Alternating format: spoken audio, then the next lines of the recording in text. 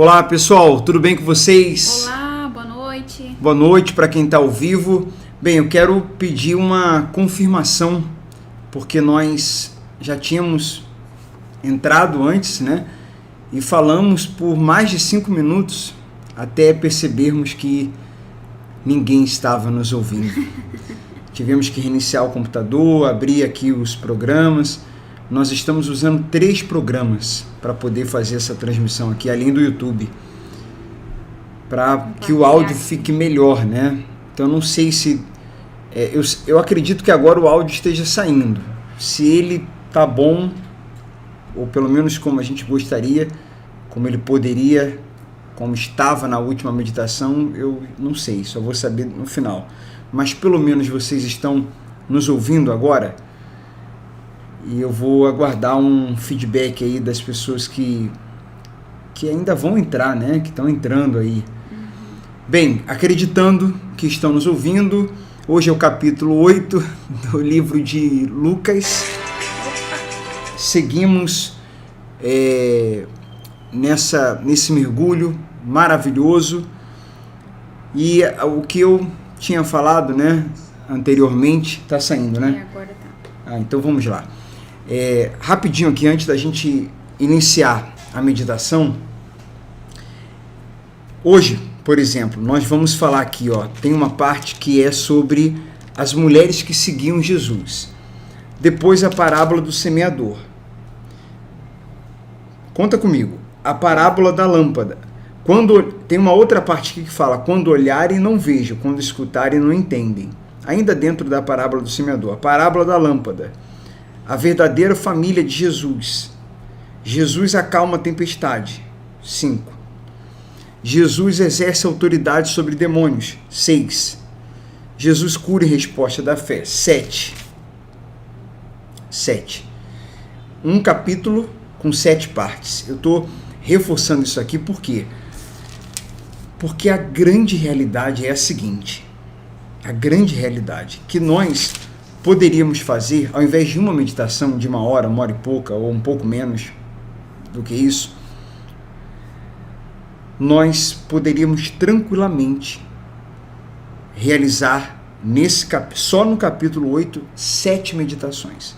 7 meditações como essa aqui, somente do capítulo 8. Tudo ok aí? Já confirmaram, né? 7 meditações.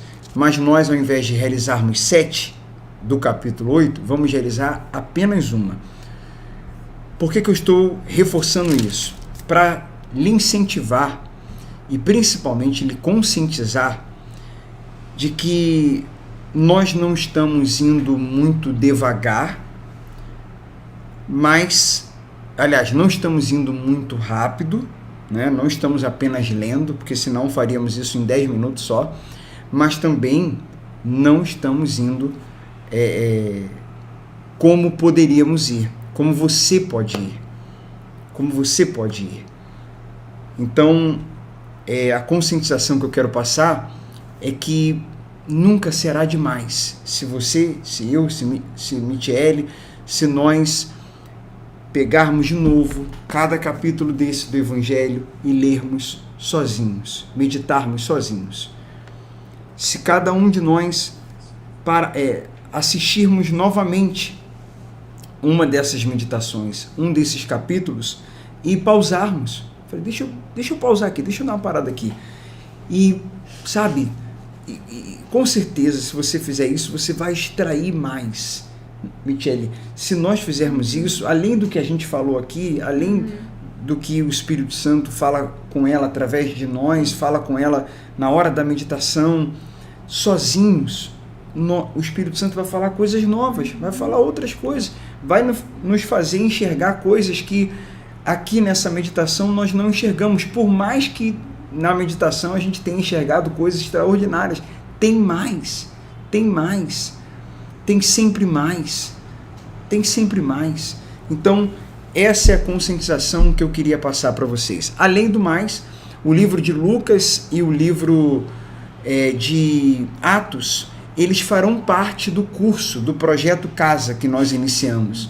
Por isso que Nós agora estamos com esse microfone, com áudio um pouquinho melhor, apesar ainda simples, ainda fazendo simples transmissões. Às vezes já aconteceu uma outra vez de termos um probleminha, daria para eu seguir, mas eu encerro a transmissão para começar outra, porque minimamente, para a gente ter aqui uma qualidade razoável, né? Vão ser assistidos, né? Exato, muitas vezes. A expectativa é que a gente está em 2022. A minha expectativa, a minha fé é que em 2024, 2025 e até mais do que isso vai ter gente assistindo esse vídeo aqui. Então a gente, apesar das limitações, com essa simplicidade que é a transmissão, a gente está tentando melhorar. Por isso que não é perfeccionismo, mas a gente está tentando apresentar algo melhor para vocês. Ficamos sem áudio. Aí a gente faz, digamos que a gente consiga recuperar o áudio, mas 6 minutos sem, e aí agora a gente segue, daria para fazer, mas eu prefiro reiniciar e começar de novo por essas razões que acabamos de explicar. Então vamos lá no livro de Lucas, capítulo 8.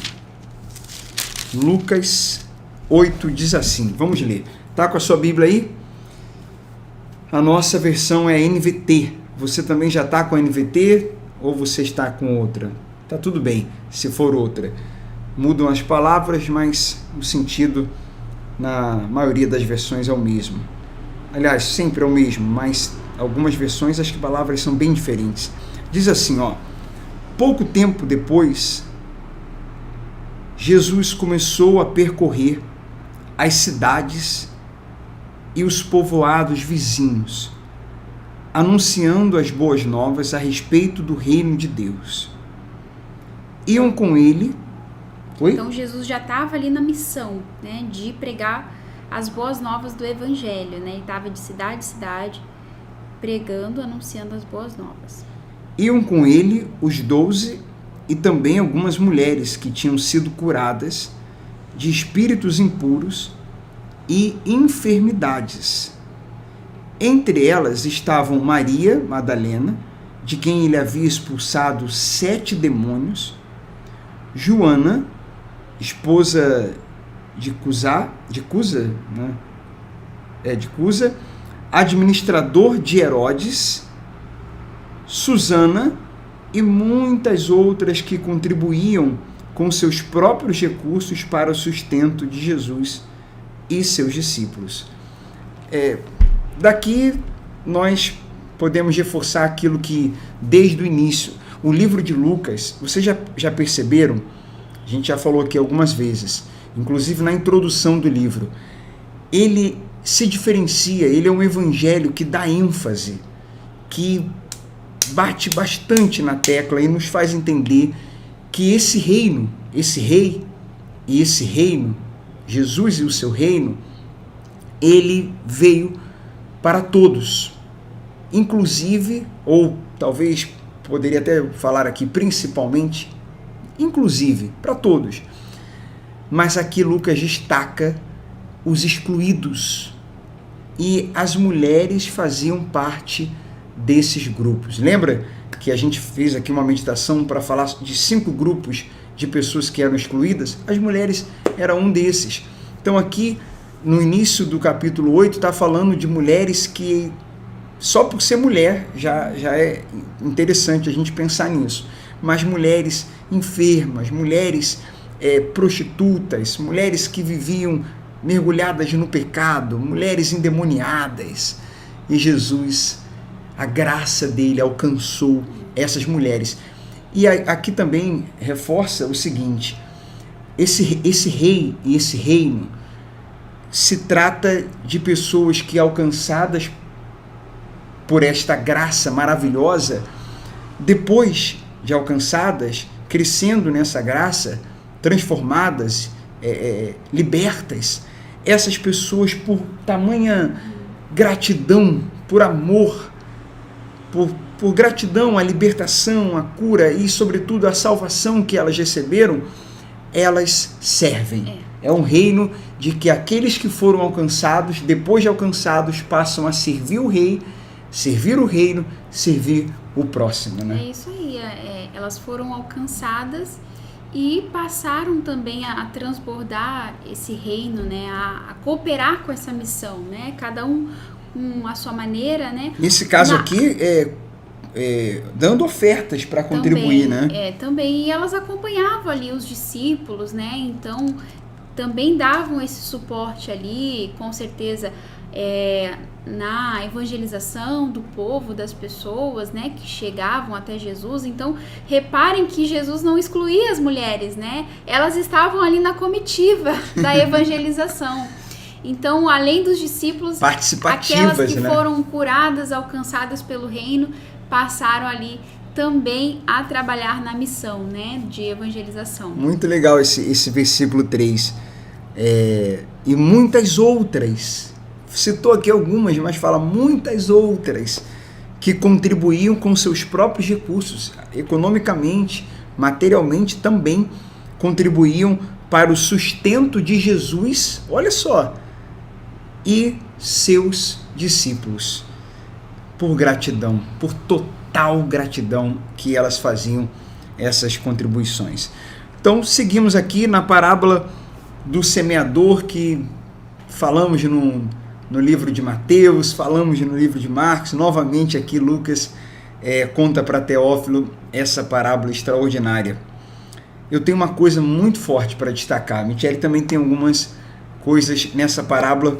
Seguimos aqui, versículo 4.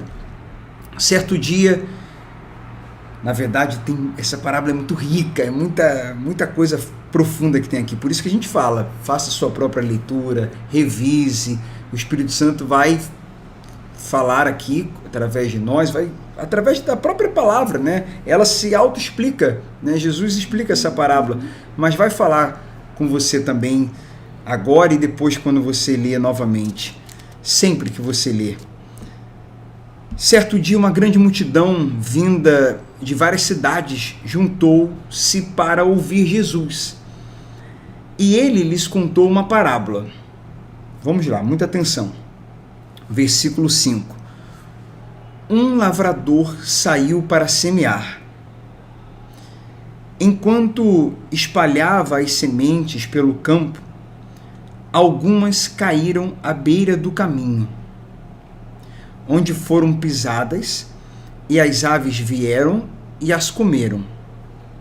Então está falando da semente, está falando da terra, está falando do semeador. Então, semeador, semente, terra. Versículo 6. Outras caíram entre as pedras e começaram a crescer, mas as plantas logo murcharam por falta de umidade. Outras sementes caíram entre os espinhos que cresceram com elas e sufocaram os brotos. Ainda outras caíram em solo fértil e produziram uma colheita 100 vezes maior que a quantidade semeada. Quando ele terminou de dizer isso, declarou: quem é capaz de ouvir, ouça com atenção. Seus discípulos lhe perguntaram o que a parábola significava. Ele respondeu: a vocês é permitido entender os segredos do reino de Deus, mas uso parábolas para ensinar os outros, a fim de que, quando olharem, não vejam, quando escutarem, não entendam. Versículo 11. Esse é o significado da parábola. Aí a gente vai comentar aqui, mas o próprio Jesus explica. Eu quero sugerir a vocês que você relê todo o capítulo, é maravilhoso. Assistir a meditação pela segunda vez, 3, 4 vezes, é ótimo. Mas principalmente essa parábola. De vez em quando, vez ou outra, você abre a tua Bíblia e lê a parábola do semeador. Versículo 11. Esse é o significado da parábola. E é interessante, Marcelo, frisar que ali ele falou a parábola para a multidão, né? É importante reforçar isso. Só que ali em Mateus, quando a gente já leu, né, nos outros evangelhos, fala que a multidão, né, ficou e os discípulos se dirigiram até Jesus. Depois que ele tinha acabado o sermão, Jesus se dirigiu. Vem cá, Jesus. Qual o significado dessa parábola? Porque a gente também não entendeu nada, né? Não foi só o povo que não entendeu. Os discípulos também não compreenderam, né, o que Jesus estava querendo dizer. Então, só que essa é a diferença, né? Quando há um interesse da parte das pessoas, por exemplo, há essa diferença quando a gente lê a palavra de Deus. Tem muitos que leem, mas leem e falam, que legal, que mensagem bacana e tal, tá bom, vou lá, né? Mas não tem esse interesse, né? Ou se não entendem, também não se esforçam para entender. Exatamente. Fica por isso mesmo. Aquele que fecha a Bíblia, não entendi. Aquele que quer ser discipulado, aquele que quer entender, que quer aprender, ele procura entender, mas o que isso significa, né? Então ele vai a fundo, vai procurar mergulha, ter né? um entendimento, mergulha, exatamente, foi o que os discípulos fizeram. E aí o que Jesus falou? A vocês é dado entender os mistérios, né, os segredos do reino de Deus. Por que é dado? Primeiro porque eles foram interessados, né, em quererem aprender. Eles estavam ali como alunos, né, como discípulos. Então, há essa diferença, né, da multidão que só está ali para receber os milagres. Opa, deu um foguete aqui. A multidão que só está ali para receber os milagres e está satisfeita e vai embora, e aqueles que querem aprender sobre o reino, né? Falamos isso, né, na última meditação. Exato. Multidão e discípulos. Quem é você? Quem somos nós? O discípulo sempre quer mais. O discípulo quer entender, quer mergulhar, quer mudar, quer agradar. As sementes são as palavras de Deus, Jesus falou. As sementes são as palavras de Deus. Está ele explicando. As sementes que caíram à beira do caminho representam os que ouvem a mensagem, mas o diabo vem e arranca do coração deles e os impede de crer e ser salvos. Versículo 13.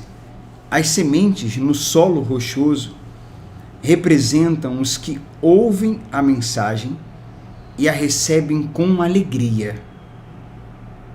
Uma vez, porém, que não tem raízes profundas, isso aqui é muito forte, creem apenas por um tempo e depois desanimam quando enfrentam provações. Porque tem provação, né? Tem quando provações. A gente está no caminho do reino, tem provações. E como tem, né? E nós precisamos ter raízes profundas. Cresça para baixo. Esse mundo, o reino desse mundo, que não é o reino de Jesus, foca no crescimento visível, no crescimento aparente, para cima, números, status, fama. Mas o reino de Cristo, o reino que Lucas está explicando para Teófilo, é o reino onde o crescimento é principalmente para baixo, é invisível, é abstrato, é espiritual, é onde você tem raízes profundas. Cada vez mais você mergulha para poder ir aprofundando suas raízes, e a mensagem não se perde, ela está guardada no teu coração. O diabo não toma, as provações não tiram, porque o evangelho está entrando no teu coração, o evangelho está entrando na tua mente, o evangelho está criando raiz. Cada meditação aqui é o evangelho entrando. Se você está no capítulo 8, eu não sei se você que está assistindo o 8 de Lucas, se você assistiu o de Mateus todo, porque o de Mateus foi extraordinário também. Tem o de Marcos também, que foi maravilhoso. Agora a gente está em Lucas. Cada vez que você tiver, quanto mais contatos você tiver com o evangelho, principalmente com o evangelho, mais raízes do reino, mais raízes desse rei e desse reino, mais parecido com Cristo você pode se tornar, mais o teu eu vai diminuindo e ele vai crescendo dentro de você. É isso. Mas só que esse segundo grupo aqui, a palavra, na hora da aprovação, ela se perdeu, porque as raízes não eram profundas. No primeiro a gente vê que a pessoa ouve a palavra de Deus, né? Aqui cai à beira do caminho. Ouve a palavra de Deus, que é a verdade, mas vem o diabo e arranca do seu coração, para que não creia. O que o diabo é, né? Esse é o pai da mentira. Ele gosta de apresentar engano, ilusão, distração. Então a pessoa às vezes está tão cheia dessas coisas que ela, né, despreza a verdade, e o diabo, que é o pai da mentira, que propõe a mentira, consegue arrancar, né, do coração dela. E a segunda, como você explicou. E isso de várias formas, né? Isso pode acontecer como você falou, distraindo. É uma coisa bem rápida. Ela ouve e tal, até... Distraindo. Né? Mas não fica nem por muito tempo. Distraindo não é na hora da mensagem, não. É distraindo com várias outras coisas. É muito parecido com um outro grupo que a gente vai ver aqui, ó. Então, o terceiro grupo agora, né? Uma vez, porém, que não tem raízes, creem apenas por um tempo e depois desanimam quando enfrentam provações. As que caíram entre os espinhos representam outros que ouvem a mensagem, mas logo ela é sufocada pelas preocupações. Então aqui é mais uma coisa carnal também, né? Da natureza humana. A pessoa fica preocupada e essa preocupação sufoca a palavra, preocupada com riquezas, com os prazeres dessa vida, de modo que nunca amadurecem. Nossa, isso aqui é muito verdade. Só completar que falta só um versículo para encerrar, aí a gente comenta, você comenta. Versículo 15. E as que caíram em solo fértil representam os que com coração bom, a boa terra, que tem muito a ver, está muito ligado à humildade. É o que eu queria destacar aqui. E receptivo, ouvem a mensagem, aceitam e com paciência produzem uma grande colheita. Fala aí. Não, e essa que caiu entre os espinhos, né, que foi sufocada, essa penúltima, pelas né? preocupações, vamos prestar atenção.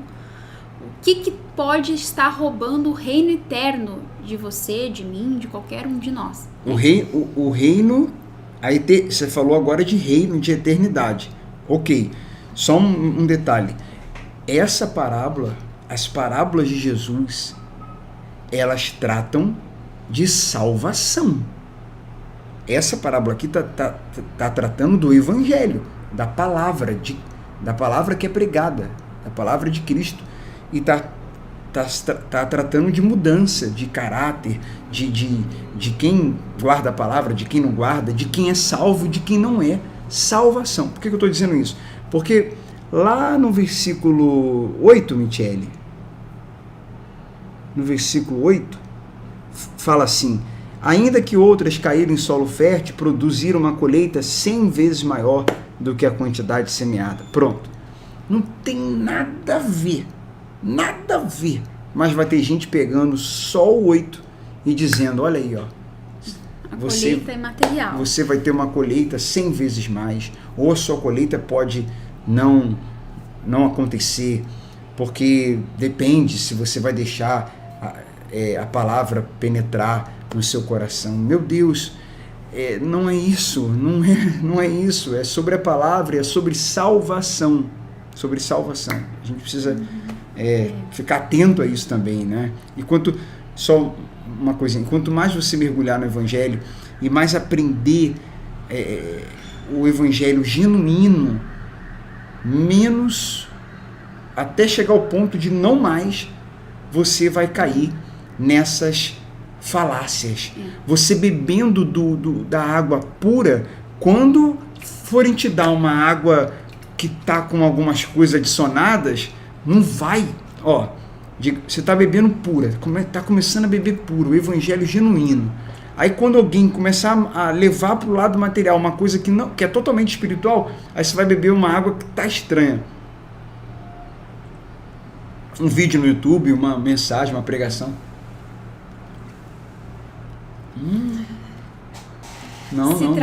Limitando, condicionando o evangelho às coisas, né, dessa vida. Não que, como nós falamos, obviamente ele cuida da gente, ele nos encaminha nesse caminho, com lutas, né, com tentações, com provações, mas ele cuida dos seus, sim, dos seus filhos.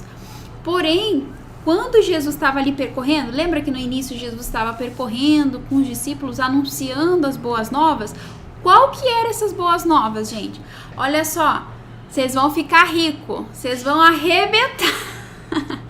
Olha, eu vim trazer uma vida abundante, regalada, vocês vão comer no melhor dessa terra, você vai governar, você vai andar de jato, vai dominar. Você vai ter helicóptero, você vai ter várias casas, vários carros. Essa era a mensagem das boas novas, gente? Não era.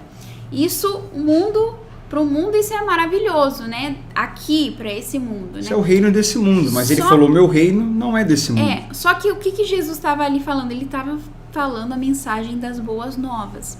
E, consequentemente, junto com ele, os sinais do reino, né? A cura, a libertação, a cura dos enfermos, a libertação dos demônios, de pães, a multiplicação dos pães, dos peixes, mostrando o seguinte, olha, no meu reino não há gente doente, no meu reino não há endemoniados, óbvio, né? Porque a morte, o diabo, a maldade não vão entrar lá, né? Então, no meu reino, o que eu vim trazer não é... Porque as pessoas esperavam que viesse o Messias, que iria sentar no trono terreno e iria reinar e ia tirar os judeus das mãos, né, do Império Romano, que eles estavam ali sendo oprimidos, perseguidos e tudo mais. Então, eles aguardavam o Messias que iria enfrentar tudo e todos e eles iriam ser libertos, né? Iam dominar tudo. Mas aí Jesus veio mostrando um reino que não pertencia a esse mundo. Então essa era a mensagem das boas novas, sim, né, Marcelo? Só abrindo um parênteses aqui do doente, esses doentes, por exemplo, havia pessoas aqui que Jesus encontrava, quando o espírito maligno saía, a pessoa ficava boa. Literalmente, notoriamente, era uma doença espiritual, né, com origem espiritual. Agora, doentes, até gente do reino fica quando no que se diz respeito a nós sermos seres humanos. Carne, né? Tem os discípulos, né? Paulo fala para Timóteo de várias situações. Timóteo tinha um problema no estômago. Os companheiros ali missionários que passaram por problemas de saúde. Mas, enfim, eles entendiam que a graça de Jesus bastava aqui, que com a ajuda dele a gente iria conseguir vencer o mundo, né? Porque o nascido de Deus vence o mundo. Mas a mensagem das boas novas que Jesus estava falando era o seguinte: olha só, vocês estavam condenados à morte, né? Vocês iriam morrer. O salário do pecado é a morte. Então, né? O nosso destino já estava traçado. A gente iria morrer, né? Só que o que Jesus veio trazer? Um plano, né, de Deus, mostrando, olha, existe um reino eterno. Então, quem crê em mim, ainda que morra, vai viver, né? Vai ressuscitar. Ou seja, quando a gente morrer, a gente não vai morrer, a gente vai estar dormindo. Igual ele ressuscitou ali, a gente vai comentar da filha, né? Ele é abençoador, ele abençoa, mas ele não veio para isso. Ele veio para salvar. Ele é salvador. Mas ele abençoa também, principalmente os seus. Exato. Ele abençoa. E aí fala, né? Só que o que acontece? As pessoas ouvindo essa mensagem, por que muitas delas não creem? Porque é preciso fé para crer, né? É preciso ver que Jesus era o Messias por conta dos sinais que ele apresentava, que um homem comum ou até mesmo um profeta comum não realizava os milagres que ele realizava, não fazia o que ele fazia, né? Mas já estava profetizado. Esse tudo outro isso detalhe. Aconteceria. As bênçãos que ele fazia, ele era salvador, veio para salvar. Jesus veio para salvar, ponto. E também abençoava. Mas esses sinais, ele acompanha os que creem. Eu creio nele, eu creio que ele é o Messias. Os sinais me acompanham, está escrito, os sinais seguirão os que creem. Não é para a gente ficar fissurados, paranoicos, neuróticos, desequilibrados, loucos em busca dos sinais. atrás dos sinais. Isso é coisa da multidão, era comum na época. A gente tem que amadurecer. Jesus está chamando a gente para maturidade, para intimidade, para santidade, para se tornar discípulo. Sai da multidão, vem para mais perto de mim, não seja mais um na multidão, vem ser meu discípulo. Ele está chamando você, nos chamou, chamando a todos nós para a salvação, para nossa transformação. E os sinais? Os sinais acompanham os que creem. Só que a multidão, ela não quer saber do Messias, ela não quer saber de intimidade, de santidade, de ser discípulo, de pegar a cruz, se negar e seguir esse Cristo. Ela quer saber do sinal. O negócio é o sinal que ele faz. Quero que faça sinal na minha vida também. E quantos de nós chegamos até Jesus por conta desses sinais, né? De cura, de libertação, como essas mulheres aqui chegaram até Jesus, que está falando, né? Curadas, libertas de demônios. Então, isso são sinais do reino de Deus na nossa vida. Para quê? Para a gente crer. Então, se você está acompanhando, né, essa mensagem hoje e não entregou ainda a sua vida para Jesus, seu coração, não creu ainda nesse reino eterno, então, se você buscar, ele pode te dar um sinal do reino na sua vida para confirmar, Senhor, essa palavra é verdadeira mesmo? Isso aqui que está escrito é verdadeiro? Então me mostra um sinal do reino, né?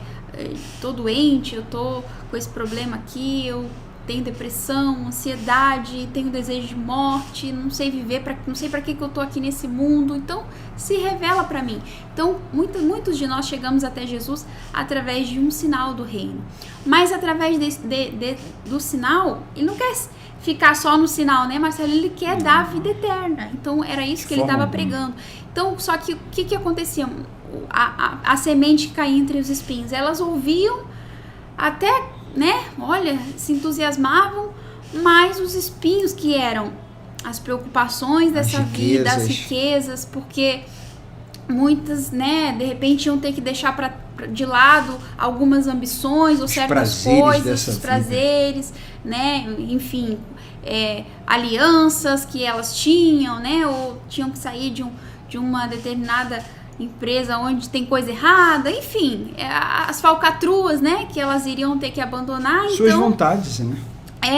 Aquilo ali sufocava. Então o reino eterno, que era para ser o alvo principal, né, dessas pessoas, elas acabavam, né, afundadas, né, nas preocupações aqui desse mundo, né, e são coisas que a gente corre o risco, se a gente não tá bem firmado na palavra, em Jesus, em Cristo, e no reino eterno, gente, que é a eternidade. Essa vida a gente vai viver, né, 50, 80, 100 anos, 100 e pouco no máximo, como a gente fala, mas o reino que Deus tem pra gente é eterno, que é o que ele criou lá atrás e que Adão pecou, caiu, né, e aí ele teve esse novo plano para nos dar. Então, era esse reino que Jesus estava apresentando, mas as pessoas, os prazeres dessa vida, elas não conseguiam desenvolver, não amadureciam, né?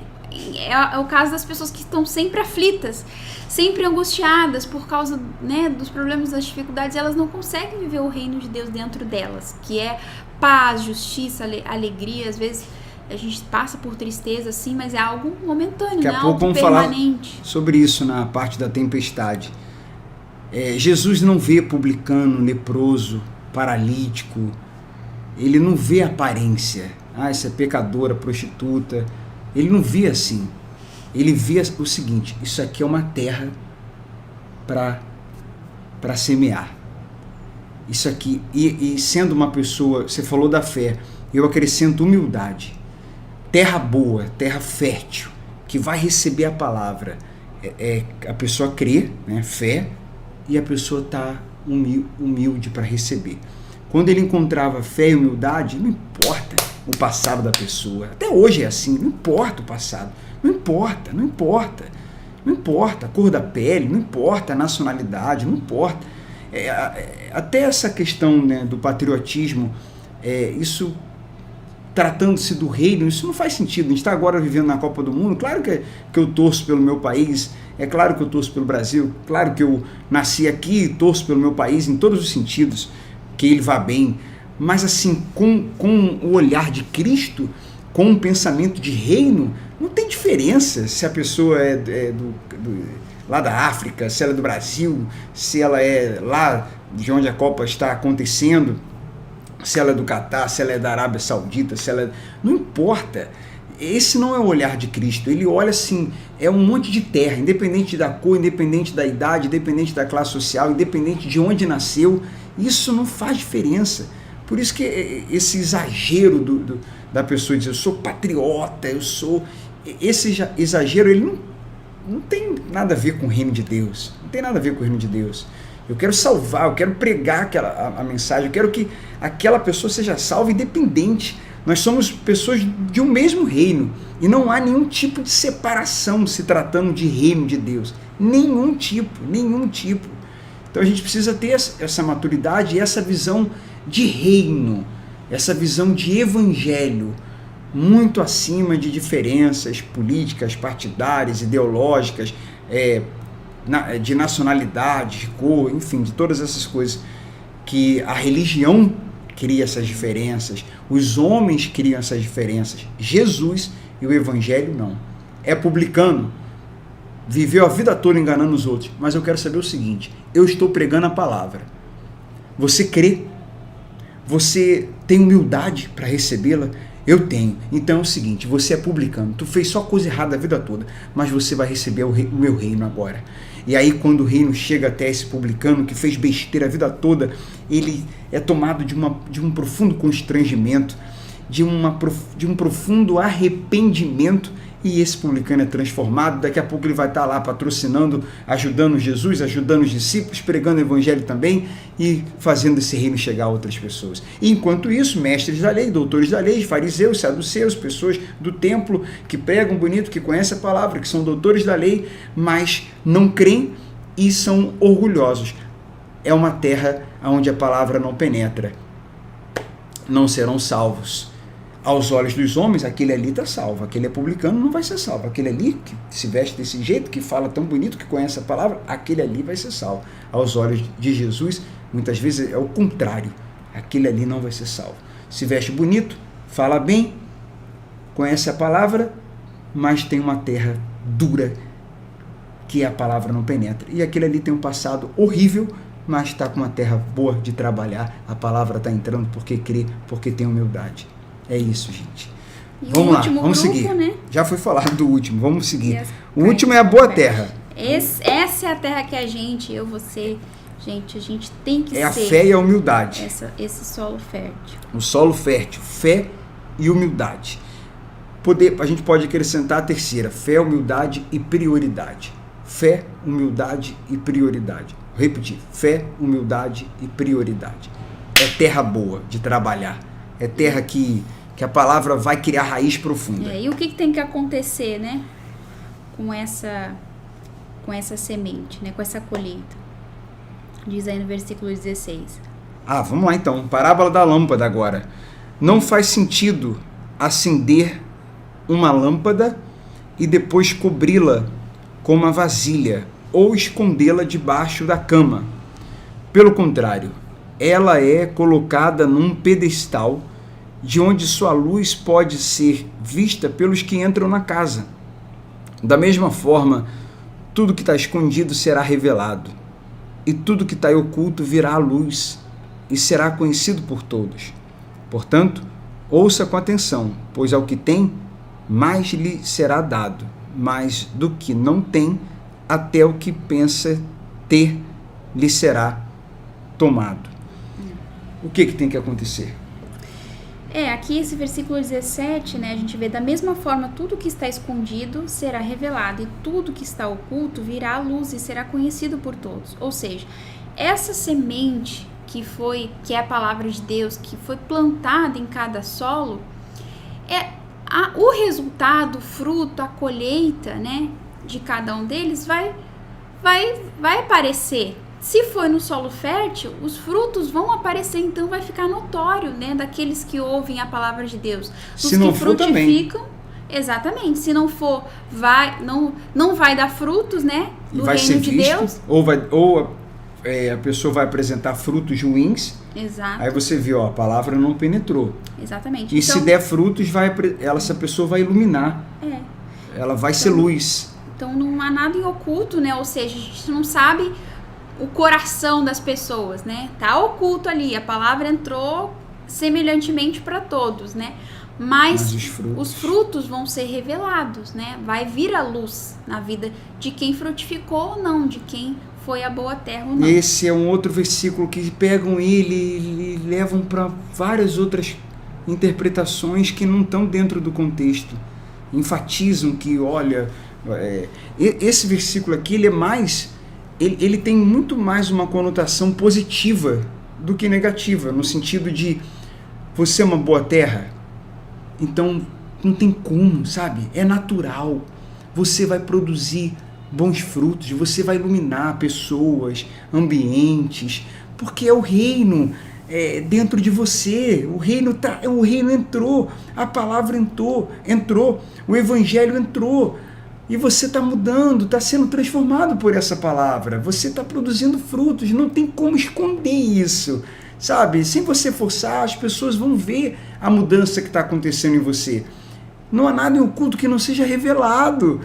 Você vê, esse é o sentido. Aí esse versículo se pega mais para amedrontar, às vezes para levar para um outro lado.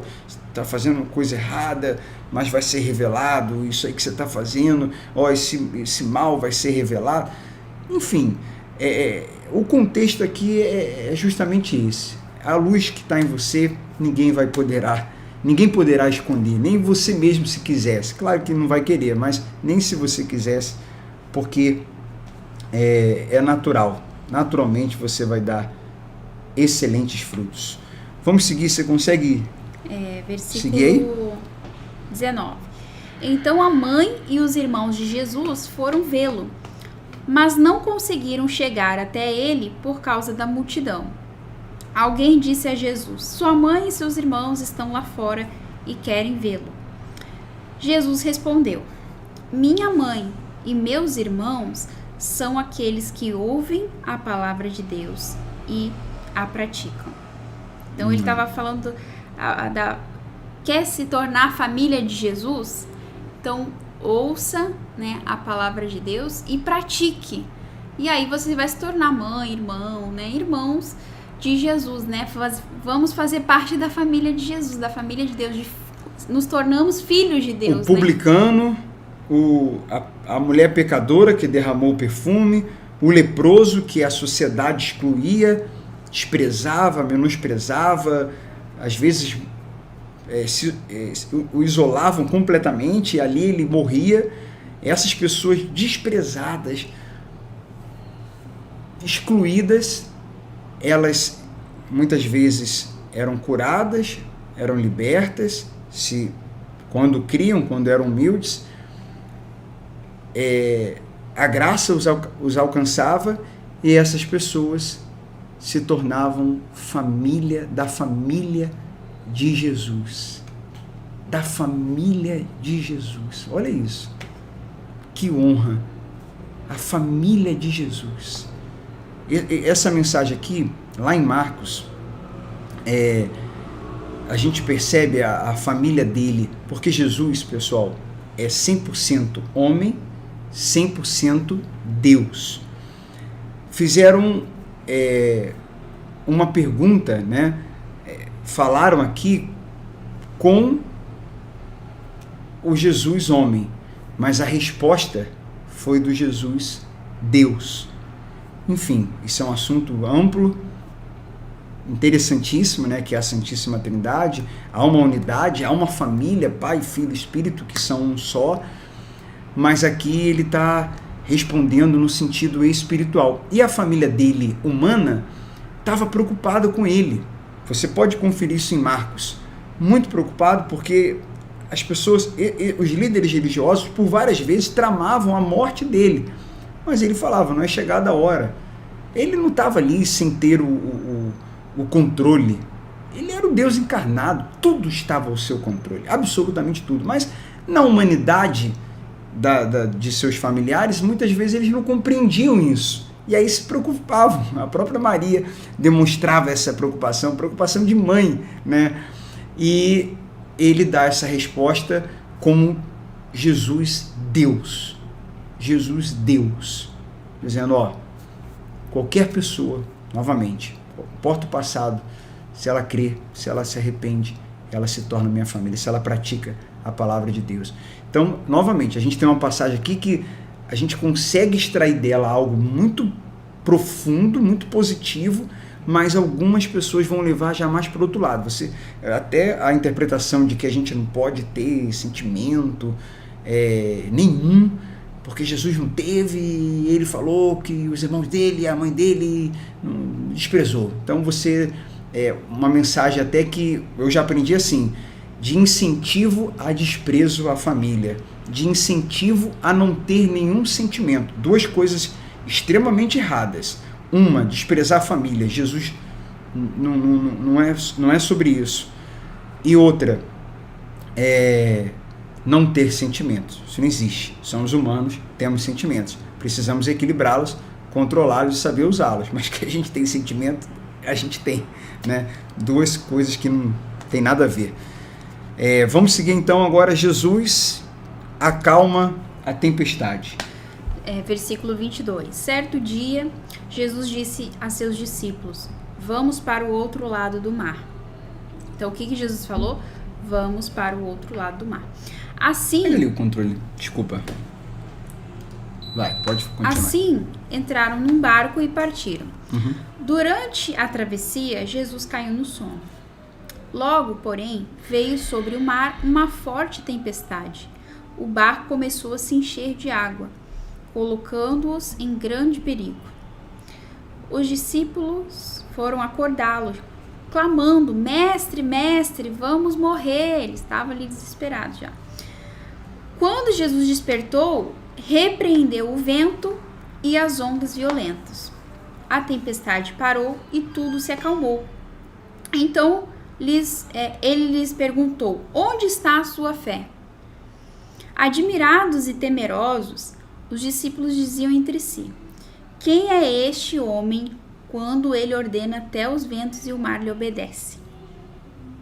Então, Jesus já tinha ali feito muitos sinais e mostrado, revelado o seu poder, né? E revelado a sua autoridade. E ele falou: nós vamos para o outro lado. Sim. Né? Só que aí começou a tempestade, se levantou essa tempestade e tudo mais, e aí os discípulos, que por um momento, né, se ligaram ali na tempestade, né, eu creio que a gente se colocando no lugar dos discípulos, né, a gente não pode olhar assim, eles agiram dessa forma, né, mas será que a gente diante das tempestades da vida também não reagimos dessa maneira?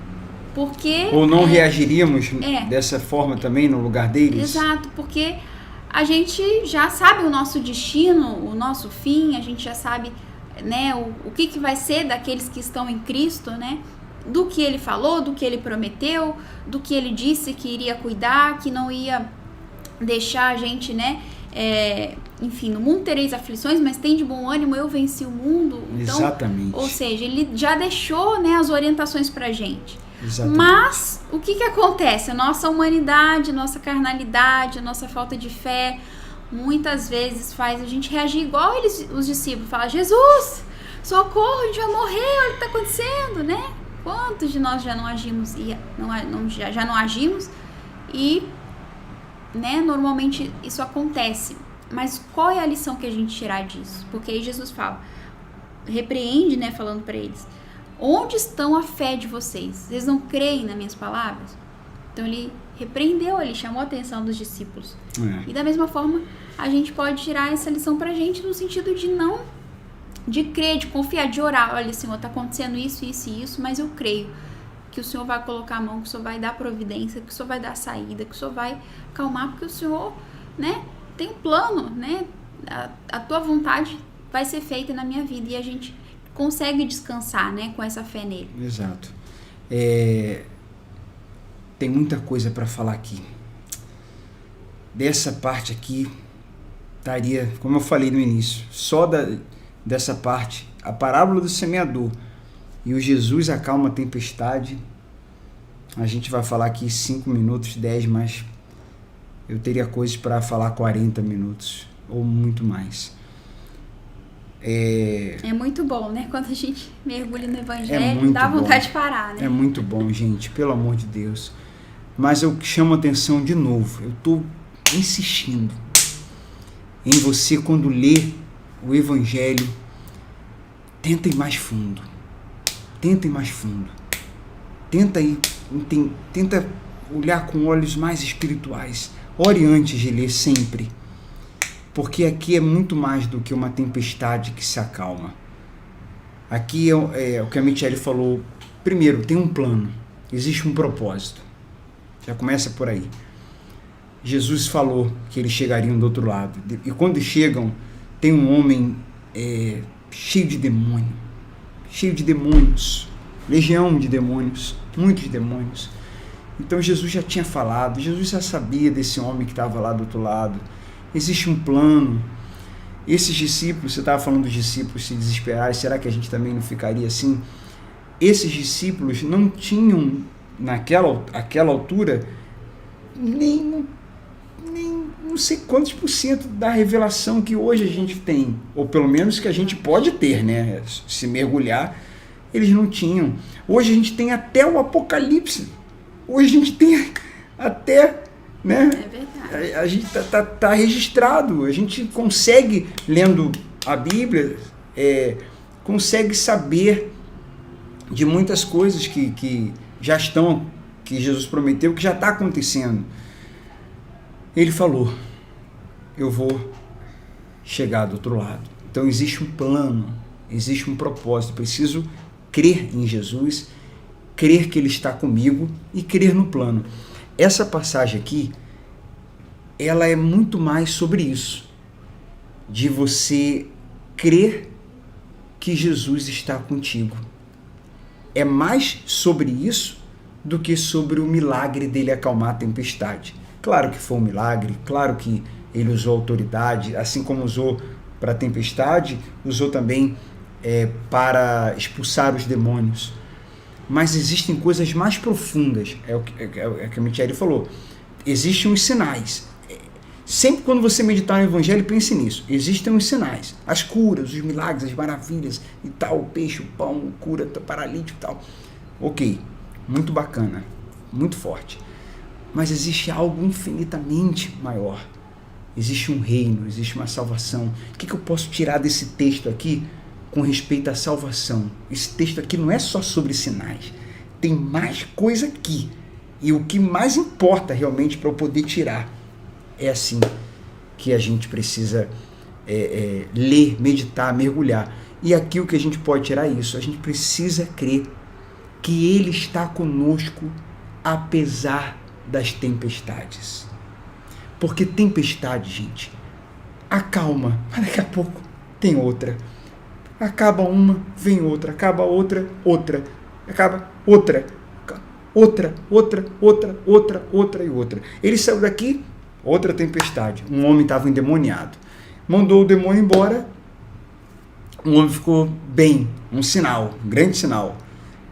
Mas aí, o que aconteceu? Outra tempestade. Porque o povo daquela cidade, a gente vai ler agora, queria que Jesus fosse embora. Em vez de adorá-lo, terra dura, né? Orgulho, incredulidade, preocupado com outras coisas, falta de prioridade, mandaram Jesus embora. Jesus sai dali, vai para outra cidade, chega em Jerusalém, está lá os saduceus, os fariseus, os líderes religiosos rejeitando e ele tendo que combater isso. Outra tempestade. Jesus vai ser abandonado pelos seus discípulos, só João está ali na crucificação. Outra tempestade, esse abandono, esse desprezo. Pilatos lava as mãos e o mesmo povo que disse Hosana, Hosana, bendito seja, agora dessa vez fala, crucifica-o. Outra tempestade. Então, a gente precisa dizer para vocês a verdade. A gente falou isso no último culto, a gente tem falado isso para as pessoas. Nós não somos acomodados, a gente não está com um discurso de derrota, a gente não está aqui para exaltar a derrota de forma alguma. Em Cristo somos mais que vencedores, mas a gente precisa dizer a verdade.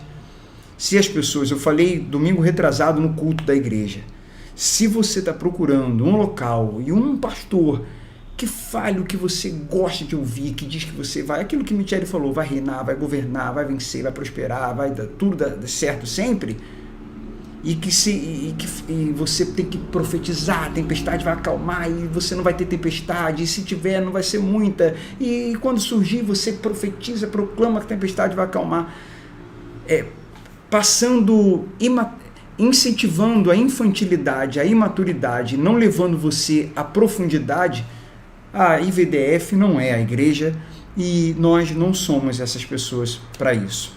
Agora, se você está em busca, para a glória de Deus, de profundidade, de maturidade, a gente também está em busca, então vamos juntos. Eu não vou dizer que se você está em busca de profundidade, vem comigo, porque eu também estou em busca. Então vamos caminhar junto, porque eu não quero ficar no raso, nem quero só focar nos sinais, eu quero mais. Eu quero conhecer mais esse Senhor. Eles falaram assim, quem é esse que faz, o mar se acalmar? É isso, quem é esse? Eu quero saber quem ele é, quero conhecê-lo cada vez mais. Então a vida é feita de tempestades, pessoal. A vida é feita de tempestades. E a nossa paz, a nossa alegria, a nossa fé, não é se está tendo tempestade ou não, se a tempestade parou, e a gente fica... Se você observa que Jesus não fica nunca eufórico. A gente não vê Jesus eufórico na hora que o peixe vem. A gente não vê ele eufórico na hora que a tempestade acalma. A gente não vê. A gente vê Deus dizendo, esse é meu filho amado, a quem me comprazo, quando Jesus é batizado no Rio Jordão. A gente vê Jesus quando os gregos vêm procurá-lo, e não tinha nenhum grego paralítico, nenhum grego cego, nenhum grego surdo. Os discípulos vão lá e falam, mestre, os gregos estão aí para te ver. Para te ver, só para te ver, para te conhecer. Jesus fala, chegou a hora do Filho do Homem ser glorificado. As poucas vezes que você vê Jesus vibrando, nunca são pelos sinais que ele faz. É sempre por algo profundo, por algo relacionado à salvação, à transformação. Pode reparar, só os discípulos que muitas vezes as pessoas ficam maravilhadas, porque é maravilhoso mesmo. Mas Jesus quer que a gente entenda que existe algo muito mais maravilhoso do que os sinais que ele opera. E que esses sinais ele só opera justamente para poder mostrar que tem outra coisa que a gente precisa se atentar. E essa é outra coisa que faz festa no céu. Outra coisa que faz a gente... Tá falando isso, que tem que fazer a gente vibrar, o nosso coração arder. Que é a salvação. Que ele falou para os discípulos, que eles vieram contentes porque tinham expulsado os demônios. Olha aí. Aí Jesus falou, não fiquem alegres, não fiquem contentes porque os demônios... Perfeito. Se submetem. Não estava lembrando dessa passagem. Lembrar. Mas estejam contentes, alegres, porque o vosso nome está lá no céu, anotado, arrolado nos céus. Eu vou até parar. Então, tinha mais coisa. Às vezes a gente fica... tudo bem, a gente se alegra com as conquistas, com as bênçãos, quando a gente vence o mal, quando a gente vence o diabo, a gente fica contente, óbvio, mas a gente tem que estar, sobretudo, contente se o nosso nome estiver lá em cima. Essa é a nossa verdadeira alegria. Eu disse que eu não ia falar, mas só falar uma coisa aqui. Se eu tô na tempestade, e ela nem acalmou, mas eu tô com ele, isso é motivo de eu me alegrar. Não por causa dela, não vou me alegrar com tempestade, mas porque ele tá comigo. Agora, se eu tô no mar calmo, um solzão, com água de coco, lá nas Maldivas, mas ele não tá comigo, meu nome não tá no livro da vida, eu não deveria estar alegre. Eu não deveria estar alegre. É sobre isso. Vamos lá. Versículo... agora é o 26. Então, temos que... vamos dar uma aceleradinha aqui e a gente comenta no final. Tá bom. Tá? Então chegaram à região dos Gadarenos, do outro lado do mar da Galileia, quando Jesus desembarcou, um homem possuído por demônios veio ao seu encontro. Fazia muito tempo que ele não tinha casa nem roupas e vivia num cemitério fora da cidade. Assim que viu Jesus, gritou e caiu diante dele. Então disse em alta voz: Por que vem me importunar?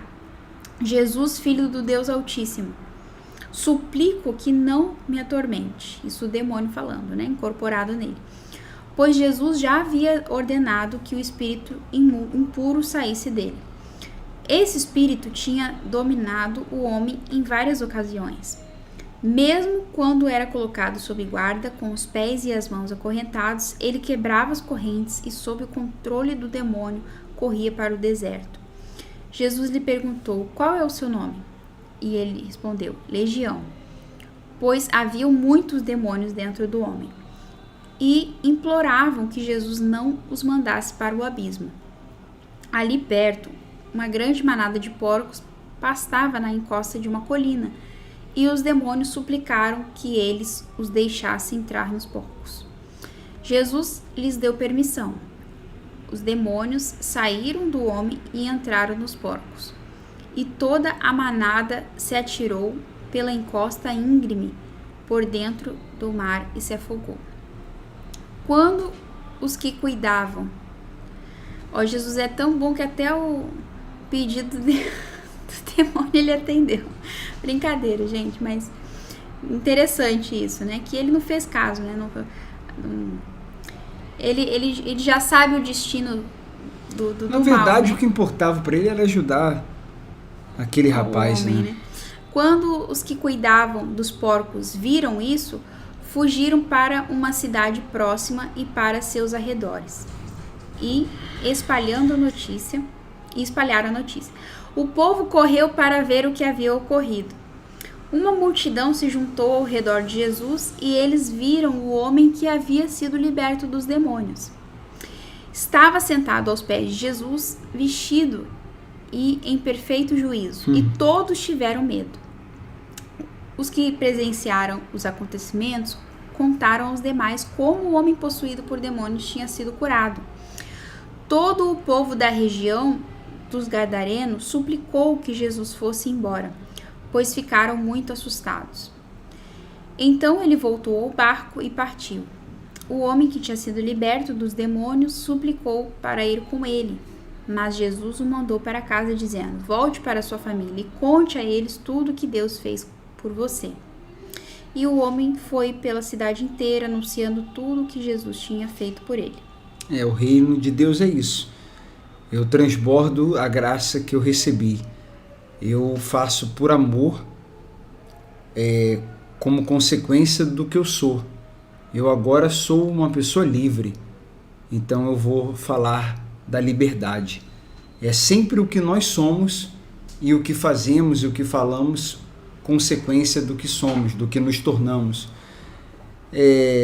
A multidão, aqui também, nós falamos sobre essa passagem, como a gente está dando uma pequena acelerada aqui, no livro de Mateus, capítulo 8, e também falamos no livro de Marcos, capítulo 5.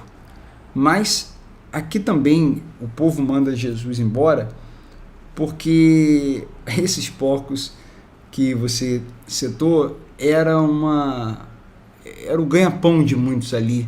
Era a economia, né, a economia da cidade. Então mexeu no bolso do povo, mexeu no dinheiro. O povo, a gente percebe aqui que só importava para Jesus ver esse homem livre, mas para as pessoas pouco importava ver um homem livre. Importava era a economia da cidade. Eles não vibraram, né, com o homem livre. Acho que a gente leu rápido, mas se você ler com calma aqui, você vai ver que eles ficaram indignados com Jesus, mais porque os porcos morreram do que com aquele homem que tinha ficado livre. Eles não celebraram, né? E esse homem aqui também, né? Eu quero ir com você. Mas Jesus, ele tem seus propósitos, ele tem os seus planos. Jesus sabia, e ficou provado aqui, que essa cidade precisava muito, né? Então Jesus falou: não, fica aí, que eu vou usar você, fala o que aconteceu contigo, transborda aí, porque essa cidade que está precisando, melhor você ficar.